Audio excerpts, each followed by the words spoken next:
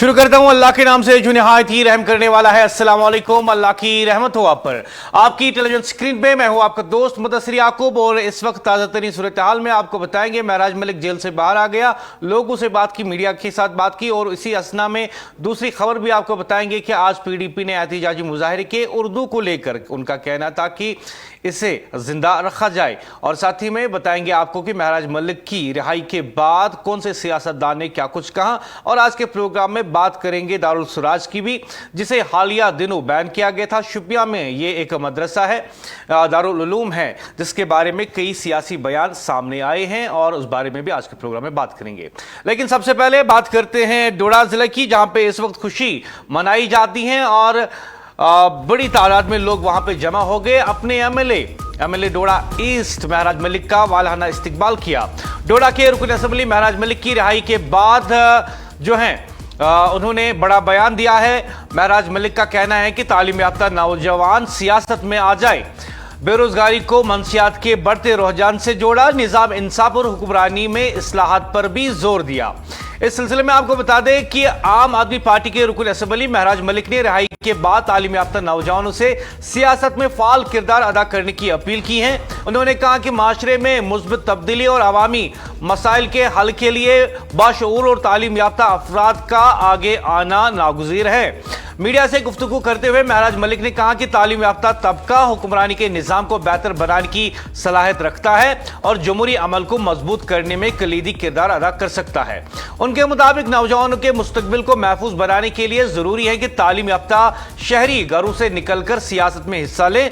उन्होंने मंशियात के बढ़ते रुझान को बेरोजगारी से जोड़ते हुए कहा कि रोजगार के मौका की कमी नौजवानों को मनफी सरगर्मियों की जानिब धकेल रही है। उनका कहना था कि इस मसले के हल के लिए मौसर पॉलिसी साजी नागुज़ीर है ताकि बेरोजगारी की बुनियादी वजह को खत्म किया जा सके। महराज मलिक ने मौजूदा सियासी निज़ाम पर तनकीद करते हुए कहा कि पॉलिसी साजी में वाज़ा सिमत का फुकदान है, जिसके बायस अवामी खदमात के जज्बे से सियासत में आने वाले अफराद मायूसी का शिकार होते जाते हैं। उन्होंने निज़ाम इंसाफ पर भी सवाल उठाते हुए कहा कि कई अफराद जेलों में कैद हैं जिन्हें अपनी पेशों की तारीखों का इल्म तक नहीं होता, जबकि इनके अहल खाना को भी मुलाकात में मुश्किलात का सामना करना पड़ता है। उन्होंने शफाफियत और रसाई के निज़ाम को बेहतर बनाने की ज़रूरत पर जोर दिया। अपने बयान के इख्तिताम पर महराज मलिक ने कहा कि अवामी नुमाइंदों को दानतदारी से काम करना चाहिए, अवाम की आवाज़ बनना चाहिए और ख़ास तौर पर गरीब तबकात के हुकूक के लिए खड़ा होना चाहिए। लेकिन सबसे अहम बात, महराज मलिक ने जेल से निकलकर ये जो पैगाम दिया है कि जो पढ़े लिखे नौजवान हैं उन्हें आगे आना चाहिए और सियासत में आकर लोगों की खिदमत करनी चाहिए। उन्होंने ऐसा क्यों कहा? महराज मलिक खुद एक पोस्ट ग्रेजुएट एमएलए हैं और अगर आप जम्मू कश्मीर असेंबली की बात करें तो जम्मू कश्मीर असेंबली में तकरीबन 70% लोग पढ़े लिखे हैं, लेकिन इनमें से कुछ ऐसे भी हैं जो सिर्फ 8th पास हैं। हमारी जम्मू कश्मीर असेंबली में कुछ एमएलए ऐसे हैं जो सिर्फ 8th पास हैं, कुछ ऐसे एमएलए हैं जो सिर्फ 10th पास हैं और कुछ ऐसे एमएलए हैं जो सिर्फ 12th पास हैं। उनके बारे में आने वाले प्रोग्राम में आपको बताएंगे ग्राफिक्स के साथ, वो हम एक अलग से प्रोग्राम कर रहे हैं। और कुछ ऐसे भी हैं जो क्रिमिनल रिकॉर्ड लेकर चुनाव में आए और अभी असेंबली के अंदर बैठे हुए हैं। महराज मलिक का ये एक अहम पैगाम है नौजवानों के लिए, जम्मू कश्मीर के नौजवानों के लिए कि 8th पास, 12th पास, 10th पास को आप असेंबली में मत भेजो। आप पढ़े लिखे हो, आप जानते हो इंटरनेशनल अफेयर क्या होता है, डोमेस्टिक पॉलिटिक्स क्या होती है, स्कीम्स क्या होती हैं, कौन से अफसर के पास क्या इख्तियारात हैं, और जब आप असेंबली में आते हैं तो आप ही को वहां पे कवानीन बनाने हैं। आप लोगों के लिए बेहतर कवानीन बना सकते हैं। आप पढ़े लिखे होंगे, नौजवान होंगे, लोगों का दर्द समझते हैं, जमीनी हालत से जुड़े हुए हैं, तो आप चुनाव में आइए, सियासत में आइए, असेंबली के अंदर आइए, लोगों की बात कीजिए, उनके लिए बेहतर कवानीन बनाइए और जब कवानीन आपको लगता है कि लोगों के इंटरेस्ट के लिए है नहीं, उन्हें आप बदल सकते हैं। यह अच्छा पैगाम है जो आज महराज मलिक ने दिया जेल से निकलते ही। महराज मलिक अपनी बात रखने के लिए जाने जाते हैं। हालांकि ये अलग बात है, कुछ लोगों को शिकायत है कि वो बड़े एग्रेसिव हैं, लेकिन मैं कहना चाहूंगा कि जब आप महराज मलिक की बात करें, उनका एग्रेसिव होना भी तब जायज होता है जब वो लोगों की मांगे उठाते हैं। उनका एग्रेसिव होना जायज होता है जब वो लोगों के मुश्किलात का हल ढूंढने की कोशिश करते हैं। और आज वही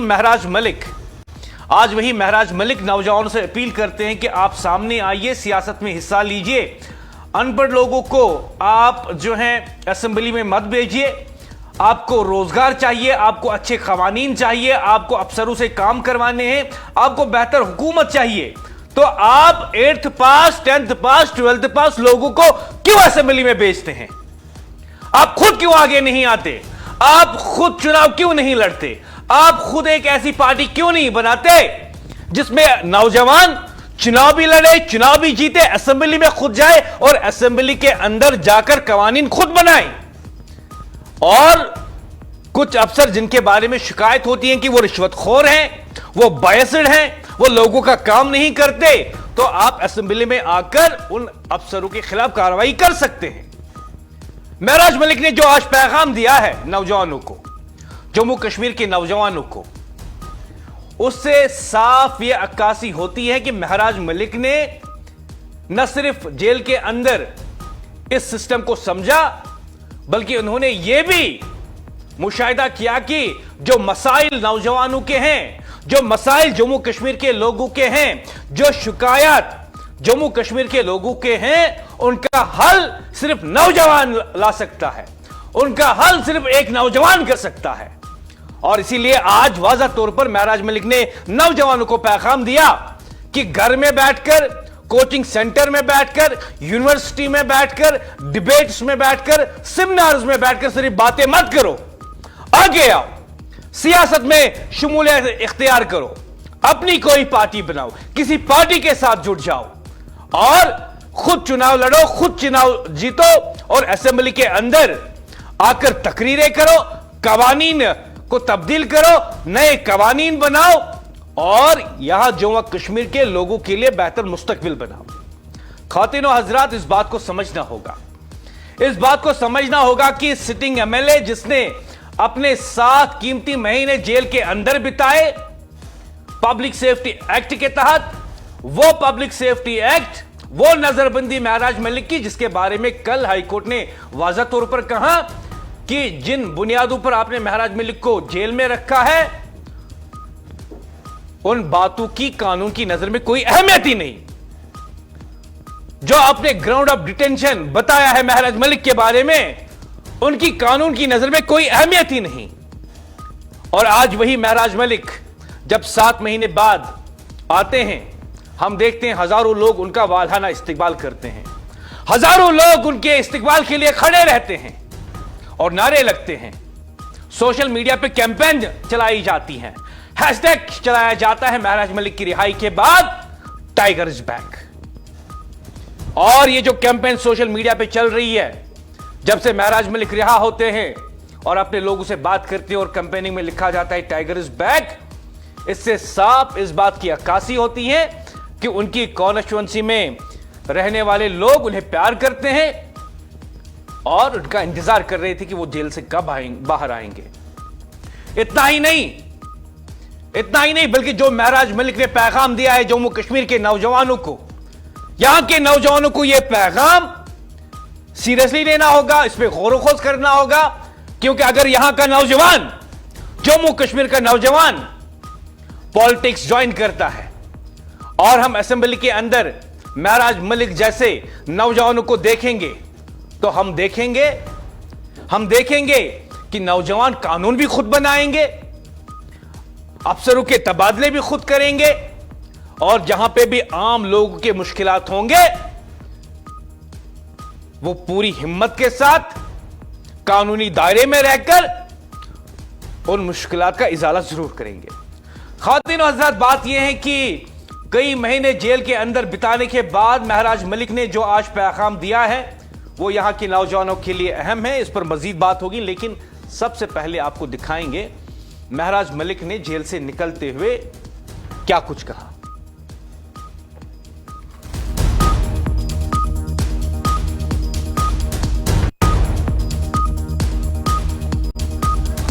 आ रहा है, महराज को कैद किया था, असल में ये वक्त की कैदी है। लोगों का नुकसान हुआ। परेशानी हमें नहीं थी, हमारे जैसे हजारों जेल की सलाखों के अंदर। हम तो सुधार के लिए निकले थे, बेहतरी के लिए निकले थे, उन लोगों ने पागल बना दिया। यहां तो दस्तूर रहा है, वक्त की कैदी है। महराज कैद नहीं था, वक्त कैद था। जिन लोगों ने उम्मीद दिखाई थी, उनकी उम्मीदें कैद हुई थी। अब क्या ही बताएं, इस बात का अंदाजा आप ऐसे लगा सकते हैं जैसे भाजपा अमेरिका के खिलाफ बोल नहीं सकती और देश के अंदर भाजपा के खिलाफ बोलना उतना ही मुश्किल है। हम तो सिर्फ इसलिए आए थे कि हम आवाम की बेहतरी चाहते हैं, मुसलमानों की नहीं, इंसानियत की और इस मुल्क की बेहतरी चाहते हैं। ये सच्चाई है, इसमें कोई दो राय नहीं। लेकिन कुछ लोग धर्म के नाम पे लड़ते हैं, चाहे वो हिंदू हो मुसलमान हो, धर्म को मानते नहीं, धर्म के नाम पे लड़ते हैं। अगर धर्म है तो धर्म पे चलना सीखो, और कोई भी धर्म ऐसा नहीं कहता है कि इंसानियत को खराब करने का काम करे। हमारी सोच तब भी वही थी, वक्त कैद था, सोच कैद नहीं है। जिंदगी कितनी है, कितनी है। अरे मैं इधर हूं जेल के अंदर, रहा तो जिंदा रहा, बाहर होता मर भी जाता। और मेरे अलावा 8 महीने मैंने जेल के अंदर काटे, कितने लोग मर गए। एक्सीडेंट में मरते हैं, गोलियों से मरते हैं, दंगे फसादात से मरते हैं, और जेल के अंदर इतने लोग पड़े हुए हैं, सालों सालों से उनका आता पता ही नहीं है ना।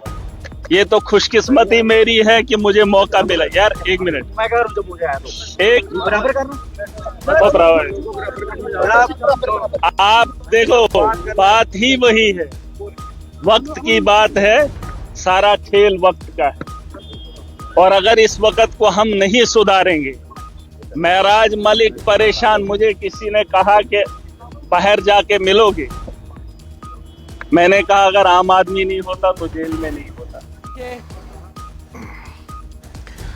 खातिन हजरत, हमने महराज मलिक को सुना, लेकिन महराज मलिक के साथ साथ उनके वालिदीन को भी जरूर सुनना होगा। डोडा के रुकन असेंबली महराज मलिक की रिहाई, उनके वालिद ने इल्जामात को बेबुनियाद करार दिया और कहा कि जो उनका बेटा है उन्हें बेबुनियाद इल्जामात में पीएसए के तहत नजरबंद किया गया था। अब जो आज उनके वालिदीन कह रहे हैं, वो तो कल अदालत ने भी कहा कि जो इल्जामात है वो बेबुनियाद हैं, या यूं कहिए कि उन्होंने कहा कि जिन बुनियादों पर आपने महराज मलिक को जेल में बंद करके रखा था, वो वजूहात कानून की नज़र में कोई माने ही नहीं रखती। और वहीं पे उनके वालिद ने भी इसी बात को दोहराया। डिस्ट्रिक्ट जेल कोटवा से आम आदमी पार्टी के रुकन असेंबली महराज मलिक की रिहाई के बाद उनके वालिद शमसुद्दीन ने सख्त रद्द अमल जाहिर किया। उन्होंने कहा कि इनके बेटे के खिलाफ संगीन नौयत के इल्जामात लगाकर इन्हें नाहक जेल में डाला गया। शमसुद्दीन के मुताबिक यहां तक कि एक रियासती सदर या मुंतखब रुकन असेंबली को भी मुनासिब समात का मौका फराहम नहीं किया जाता था। उन्होंने इस अमल को सियाह कानून करार देते हुए कहा कि पुरानी ताकतें नौजवानों को आगे बढ़ने से रोक रही हैं। उन्होंने मजीद कहा कि इस मुश्किल वक्त में तमाम सियासी जमातों और मुख्तलिफ तबका हाई फिक्र से ताल्लुक रखने वाले लोगों ने इनका साथ दिया, जिस पर वो सबके शुक्रगुजार हैं। उनके मुताबिक लोगों ने जमाती वाबस्तगी से बालातर होकर आवाज बुलंद की और भरपूर यकजहती का मुजाहिरा किया। शमसुद्दीन ने अवाम, मुख्तलिफ बरादरियों और तमाम सियासी जमातों का शुक्रिया अदा करते हुए कहा कि इस वसी हिमायत ने इनके हौसले को मजीद मजबूत किया। जब आप अभी महराज मलिक को सुन रहे थे तो आपने सुना कि उन्होंने कहा कि मैं लोगों की खिदमत करना चाहता हूं, इंसान की खिदमत करना चाहता हूं, और जो लोग मजहब को नहीं मानते वही मजहब के नाम पर दंगे फैलाते हैं, नफरतें फैलाते हैं और लोगों को आपस में एक दूसरे के दुश्मन बनाते हैं। उन्होंने ये बात भी सही कही। आप हिस्ट्री को देख लीजिए, प्रेजेंट को देख लीजिए, ऐसे वाक़ात देख लीजिए जहां पे किसी के पास कोई कारकर्दगी नहीं, लेकिन मजहब का ठेकेदार बनकर वो देशवासियों को आपस में लड़वाते हैं, देश के टुकड़े करना चाहते हैं ये लोग। और मैं कहना चाहूंगा कि वो कोई भी चोला पहन ले, लेकिन वो काम पाकिस्तान का कर रहे हैं, पाकिस्तान का काम कर रहे हैं ये लोग। फिलहाल सुनते हैं महराज मलिक के वालिदीन को।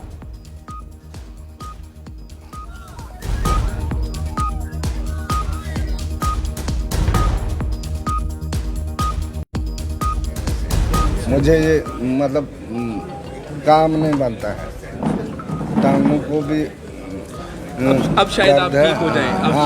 अब शायद देखो, वो जब सच्चाई को सामने लाया था, मैं भी ठीक हो जाऊंगा। कल डोडा में काफी ढोल नगाड़े और डोडा का रामबन किश्तवाड़ डोडा पूरा स्टेट जी। मुझे वो क्या कहते हैं, दिल्ली से फोन है, इमरान जी दिल्ली से पहुंचे, हाँ 8 बजे पहुंचे वो। उनको फोन किया मैंने कहा पहले एक ही को भेजो, फिर बाकी है। हाँ, ये सच्चाई की जीत है। हाँ, मेरी सेहत नहीं ठीक। अब 5 बजे से मैं कल 5 बजे से कितना बोलूँ आप।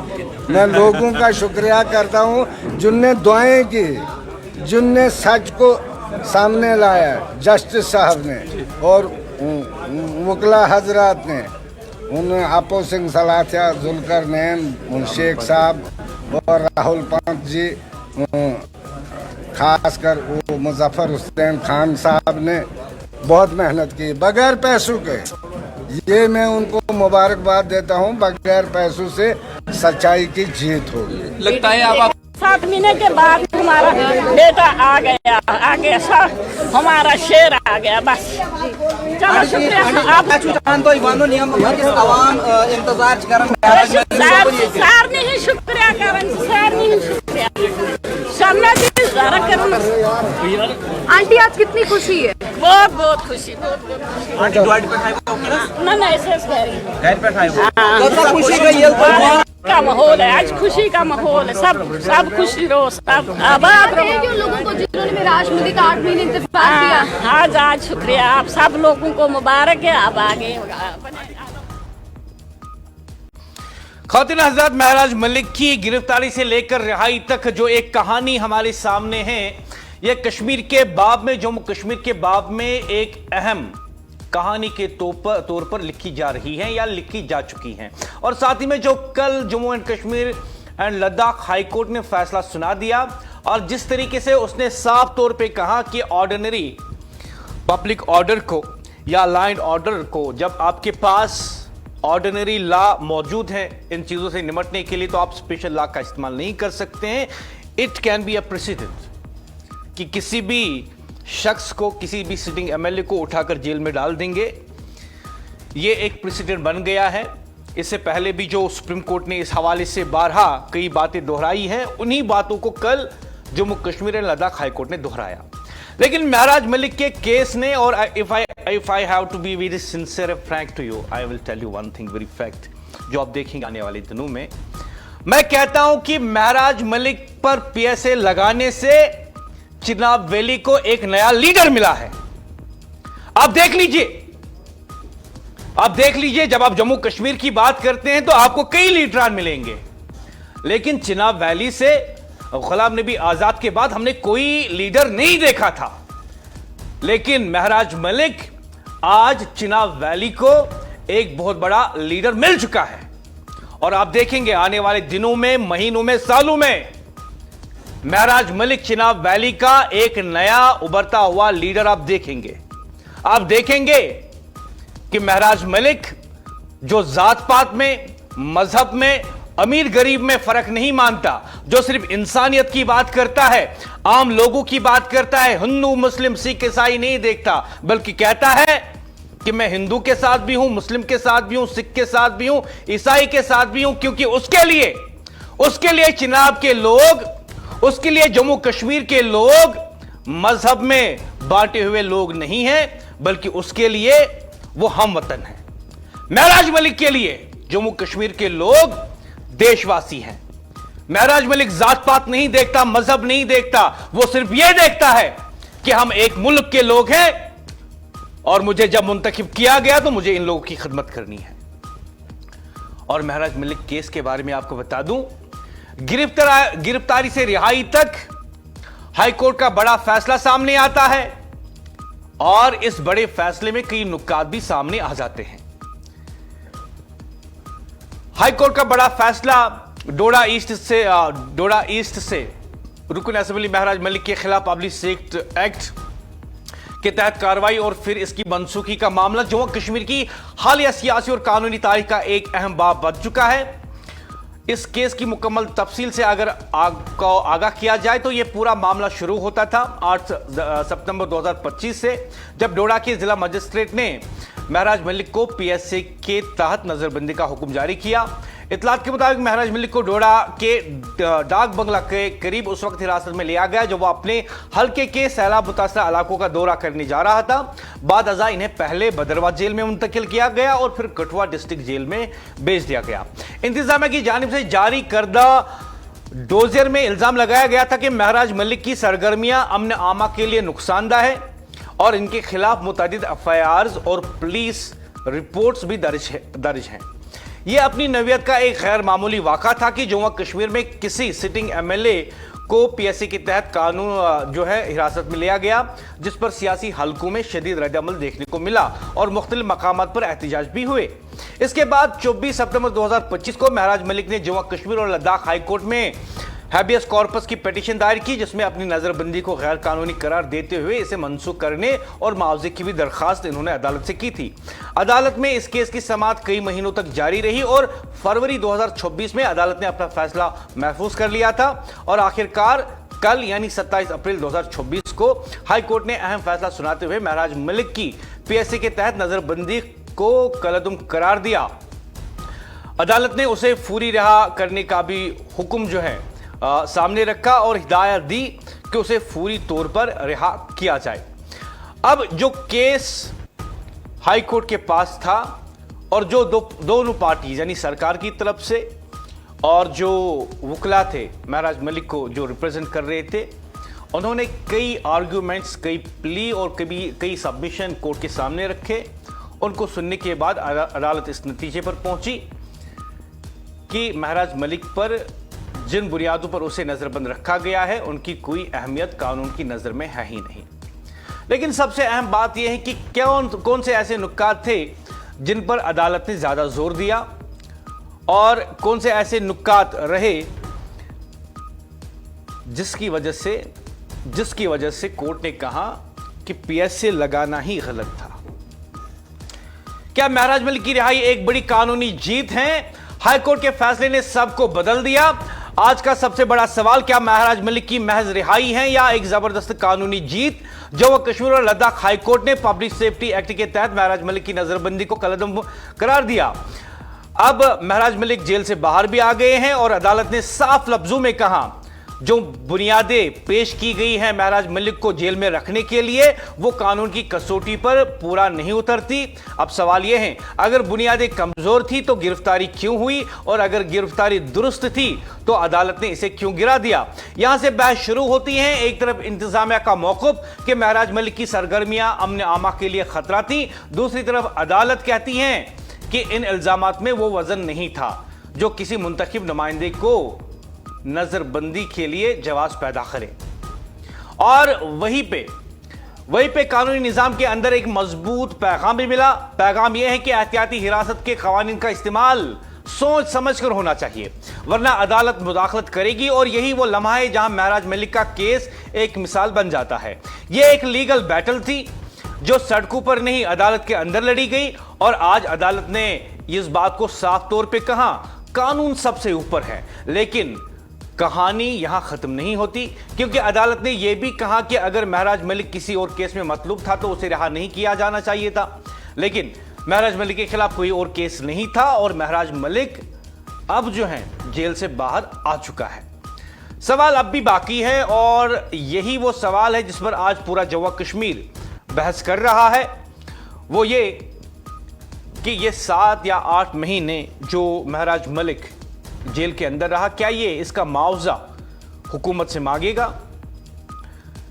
कानून, इख्तियार, आजादी के बीच एक अहम फैसला। बहस फैसले सिर्फ एक फर्द तक महदूद नहीं रहते, बल्कि वो निजाम के काम करने के तरीके को भी आईने की तरह दिखाते हैं। महराज मलिक का मामला भी कुछ ऐसा ही है। एक मुंतखब अवामी नुमाइंदा जिसे इंतजामिया ने पब्लिक सेफ्टी एक्ट के तहत हिरासत में लिया। वजह यह बताई गई कि इनकी सरगर्मियां अमन आमा के लिए नुकसानदा है। यह इख्तियार कानून देता है, मगर इसी कानून के साथ कुछ जिम्मेदारियां भी जुड़ी होती हैं। अब हाईकोर्ट ने इस नजरबंदी को कलअदम तो करार दे दिया और जो बुनियादें पेश की गई थी वो कानूनी मियार पर पूरी नहीं उतरी। इस फैसले में एक अहम बात पोशीदा है कि एहतियाती हिरासत जैसे सख्त इकदाम के लिए महज खदशात काफी नहीं होते, बल्कि ठोस और काबिल जांच मवाद दरकार होता है। यहाँ दो पहलू सामने आते हैं। एक इंतजामिया का नुक्ते नजर जो अमन व अमान को बरकरार रखने की जिम्मेदारी उठाती है, दूसरा अदलिया का किरदार जो ये देखती है कि कहीं इस अमल में किसी फर्द के बुनियादी हुकूक मुताबिक your actions with in the ambit of law. यही वो बारीक लकीर है जहां इख्तियार और आजादी एक दूसरे के सामने खड़े होते हैं और फैसला अदालत को करना होता है।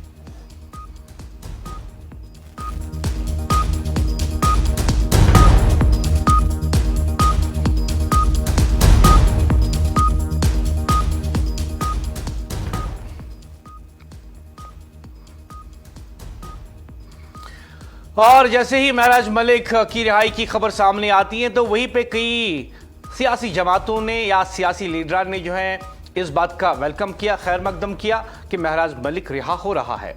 और इसी सिलसिले में अल्ताफ बुखारी का महराज मलिक की रिहाई पर रद्दअमल फैसले को कानून की जीत करार दे दिया। जम्मू कश्मीर अपनी पार्टी के सदर सईद मोहम्मद अल्ताफ बुखारी ने महराज मलिक की पीएसए के तहत नजरबंदी खत्म किए जाने की अदालती फैसले का खैर मकदम किया। अपने एक बयान में अल्ताफ बुखारी ने कहा कि इन्हें यह जानकर खुशी हुई है कि मुअज़्ज़ज़ हाई कोर्ट ने आम आदमी पार्टी के रुकन असेंबली महराज मलिक की पब्लिक सेफ्टी एक्ट के तहत नजरबंदी को कलअदम करार दे दिया।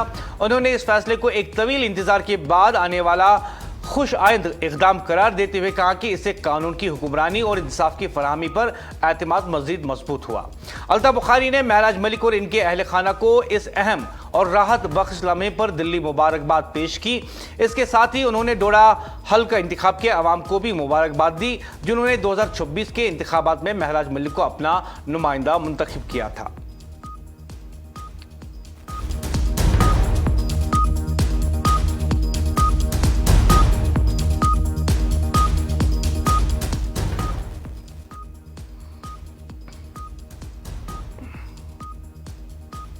और वहीं पे एमएलए बिजबिहारा ने क्या कुछ कहा इस हवाले से। उन्होंने महराज मलिक की रिहाई पर रद्दअमल दिया। शुपियां के मदरसे को भी गैर कानूनी करार देने पर भी बयान जो है उनके सामने आया है। बिजबिहारा के रुकन असेंबली का दो अहम मामला पर मौक़िफ़ सामने आ गया। बिजबिहारा से ताल्लुक रखने वाले रुकन असेंबली ने डोडा के रुकन असेंबली महराज मलिक की रिहाई और शुपियां के इमाम साहब इलाके में वाक़ा दारुल उलूम जामिया सिराजुल उलूम को गैर कानूनी करार देने के मामले पर अपना रद्दअमल दिया। रुकन असेंबली ने महराज मलिक की रिहाई पर तबसरा करते हुए कहा कि कानून के मुताबिक फैसला होना चाहिए, जमहूरी निज़ाम की मजबूती के लिए ज़रूरी है और हर शहरी को इंसाफ के तकाज़ु के तहत मुकम्मल समात का हक मिलना चाहिए। साथ ही इन्होंने शुपियां के इमाम साहब में वाक़ा दारुल उलूम जामिया सिराजुल उलूम को गैर कानूनी सरगर्मियों की रोकथाम कानून UAPA के तहत गैर कानूनी करार देने के फैसले पर भी बात की। उनका कहना था कि कौमी सलामती के मामलात में हुकूमत के इक़दामात कानून के दायरे में होने चाहिए ताकि अमन व अमान को यकीनी बनाया जा सके। उन्होंने मजीद कहा कि ऐसे मामलात में शफाफियत और इंसाफ को बरकरार रखना निहायत ज़रूरी है ताकि अवाम का एतमाद बहाल रहे और किसी भी किस्म की गलत फहमी पैदा न हो। रुकन असेंबली ने जोर दिया कि अमन कानून की बालादस्ती और अवामी मफाद को हर सूरत मुकद्दम रखना होगा। इस मौके पर उन्होंने मीडिया के साथ बात करते हुए कुछ यूं कहा।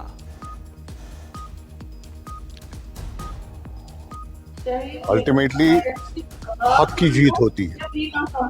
आप किसी को बंद नहीं कर सकते हैं, किसी का आवाज नहीं दबा सकते हैं। और ये एक अलमिया था कि अवाम का एक नुमाइंदा जिसको पब्लिक सेफ्टी एक्ट लगा, मेरे ख्याल में ये बहुत ही अफसोसनाक बात थी। लेकिन कल उनको कोर्ट ने रिहा किया, वापस से उनको रिहाई मिली, ये अच्छी बात है। देखिए बदकिस्मती की बात है कि हमारे इदारों पे हाथ डाला जा रहा है। आज की बात नहीं, आप देख रहे हैं 2019 से उससे पहले भी जब से यहाँ पे भारतीय जनता पार्टी और पीडीपी ने अपना इक़्तिदार संभाला, नॉर्थ पोल साउथ पोल, उसके बाद ऐसे डेवलपमेंट हमको देखने को मिली। 2019 के बाद और ज़्यादा तबाही की तरफ हम चले गए और इस वक्त आप देख रहे हैं कि लॉ एंड ऑर्डर तो चुनी हुई सरकार के पास नहीं, वो कहीं और है और ये फैसले वहाँ से होते हैं। हम बिल्कुल हम इसके साथ नहीं। हुकूमत का कोई स्टेटमेंट नहीं आया इसके हवाले से, क्योंकि जो मुझे लगता है वो काम कर रहे हैं, इस पर कोशिश कर रहे हैं कि ऐसी चीजें ना हो। क्या आगे आने वाले समय में आप बात करेंगे? कर रहे हैं, क्यों नहीं, कल भी बात की, मेरे ख्याल में स्टेटमेंट आ गए, पार्टी की तरफ से आए हैं स्टेटमेंट जो मैंने कहीं देखे हैं, क्योंकि हम बिल्कुल, ये तो गलत बात है, होना नहीं चाहिए, इस तरह होना नहीं चाहिए सर। अगर कोई इदारा यहाँ पे काम कर रहा है, यहाँ की सोसाइटी में कंट्रीब्यूट कर रहा है, अगर कहीं पे किसी चीज पे ऑब्जेक्शन है तो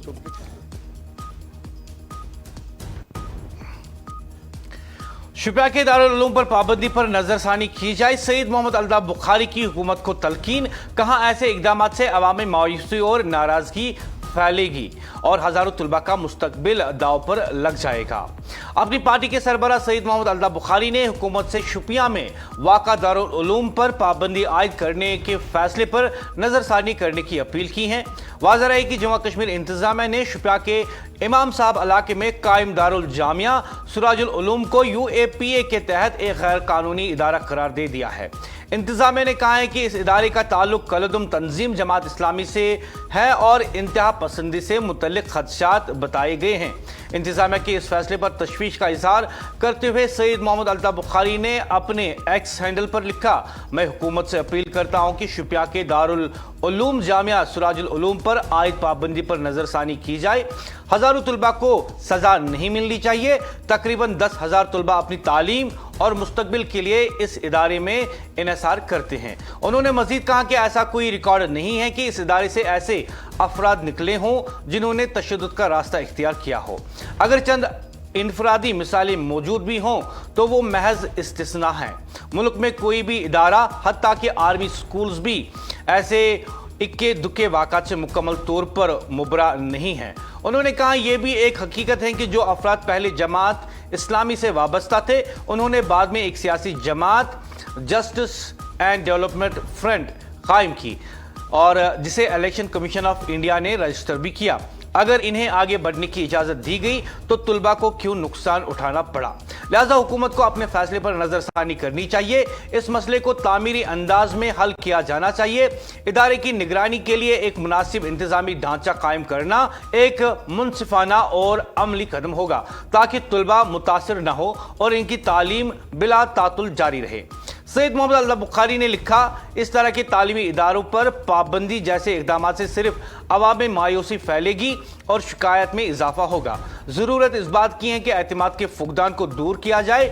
मौजूदा सूरत हाल मफाहमत और बामाने एतमाद साजी के इकदाम की मुतजाजी ताकि जम्मू कश्मीर में पायदार अमन इस्तेकाम यकीनी बनाया जा सके। ख़ातिन हज़रात, दारुल सुलाज के बारे में जो बयान सामने आते हैं और जो इस बारे में बात की जाती हैं कि इसे UAPA के तहत जो है बैन किया गया है, अब इस सिलसिले में जो बयान सामने आया है उसमें कुछ नुकात को उठाया गया है जिन नुकात की तरफ इशारा करती हैं अपनी पार्टी।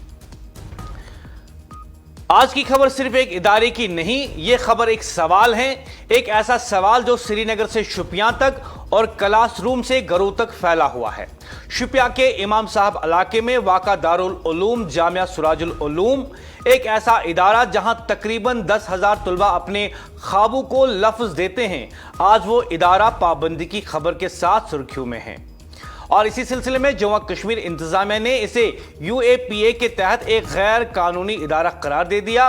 वजह बताई गई मुबैना ताल्लुक कलदुम तंजीम जमात इस्लामी के साथ और इंतहाई पसंद के खदशात। लेकिन सवाल यह है, क्या खदशात के साये में हजारों तुलबा के मुस्तकबिल को रोक देना एक मुनासिब रास्ता है? यह सवाल उठाया है अल्ताफ बुखारी ने। इसी सवाल के साथ सामने आते हैं अपनी पार्टी के चीफ सईद मोहम्मद अल्ताफ बुखारी और उन्होंने हुकूमत से अपील की है कि इस फैसले पर नजरसानी की जाए। वो कहते हैं, अल्ताफ बुखारी कहते हैं, हजारों तुलबा को सजा नहीं मिलनी चाहिए। ये वो बच्चे हैं जिनके तालीम, जिनका कल इसी इदारे से जुड़ा हुआ है। ख्वातीन और हजरात, यहां बात सिर्फ एक बयान की नहीं, बात इस दलील की है जो सामने रखी गई है अपनी पार्टी की तरफ से। बुखारी कहते हैं कि ऐसा कोई वाज़ा रिकॉर्ड नहीं है कि इस इदारे से निकलने वाले अफराद ने तशद्दुद का रास्ता इख्तियार किया हो। अगर कहीं कोई मिसाल मौजूद भी है तो क्या वो पूरी इमारत पर फैसला सुनाने के लिए काफ़ी है? वो एक नुक्ता उठाते हैं कि जो लोग कभी जमात इस्लामी से वाबस्ता थे, उन्होंने बाद में एक सियासी जमात बनाई, जस्टिस एंड डेवलपमेंट फ्रंट, जिसे इलेक्शन कमीशन ऑफ इंडिया ने रजिस्टर भी किया। तो सवाल फिर वही है, अगर सियासत का दरवाजा खुल सकता है, अल्ताफ बुखारी पूछते हैं कि अगर सियासत का दरवाजा जमात इस्लामी के लिए खुल सकता है तो तालीम के दरवाजे क्यों बंद है?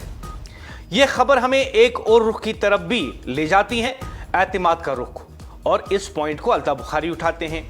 अल्ताफ बुखारी कहते हैं कि इस तरह के इकदामात से अवाम में मायूसी बढ़ेगी, शिकायत बढ़ेगी और सबसे बढ़कर वो एतमाद जो पहले ही कमजोर है, बकौले अल्ताफ बुखारी के मजीद टूट जाएगा। वो तजवीज़ देते हैं, अपनी पार्टी के चीफ अल्ताफ बुखारी एक तजवीज़ देते हैं और कहते हैं कि अगर खदशात हैं तो निगरानी का निज़ाम बनाइए, इदारे को बंद नहीं कीजिए, बल्कि दुरुस्त सिमत में चलाने का रास्ता निकालिए, क्योंकि तालीम रुकती है तो सिर्फ किताबें बंद नहीं होती, रास्ते बंद हो जाते हैं। और ख्वातीनों हजरात, आज का सबसे बड़ा सवाल यही है, क्या हम खदशात के जवाब में दरवाजे बंद करेंगे या दरवाजों पर निगरानी रखकर इन्हें खुला रहने देंगे? फैसला हुकूमत को करना है, लेकिन असर हजारों घरों तक पहुंचने वाला है, ऐसा अल्ताफ बुखारी का कहना है।